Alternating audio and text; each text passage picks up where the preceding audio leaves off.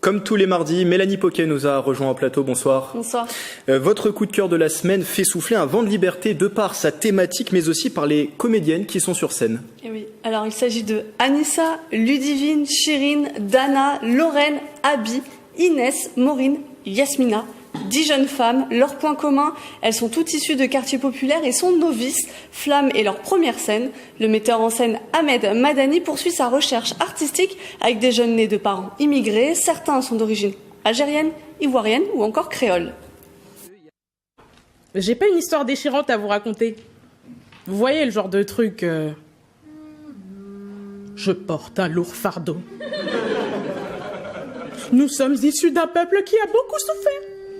La tragique histoire de ma mère. La tragique histoire de mon père. Si pour toi être un homme c'est de frapper une femme, alors frappe-moi. Mais ma mère, elle me poussait toujours à l'école.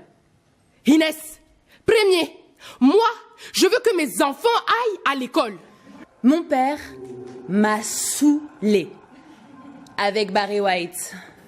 Et ce qui fait que ça marche, Mélanie, c'est que ces comédiennes jouent en fait leur propre rôle. Leur propre rôle, elles se confient au public, leur histoire, celle de leur famille, celle de leur quotidien. Le public entre ainsi dans l'intime. Flamme est en fait le deuxième volet d'une trilogie qu'Ahmed Madani a nommée Face à leur destin. Alors le premier volet, il le signe en 2012 avec des jeunes hommes du Val-Fouré, ça s'appelait Illumination.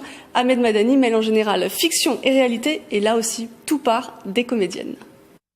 Sensible. Le principe était de ne pas commencer à écrire un seul mot avant que l'équipe soit rassemblée sur le plateau. J'ai travaillé pendant 2 ans en immersion, en rencontrant de jeunes femmes, en leur posant des questions. Qu'elles étaient capables de me livrer de cette chose intime en elles et de la partager ensuite avec les spectateurs.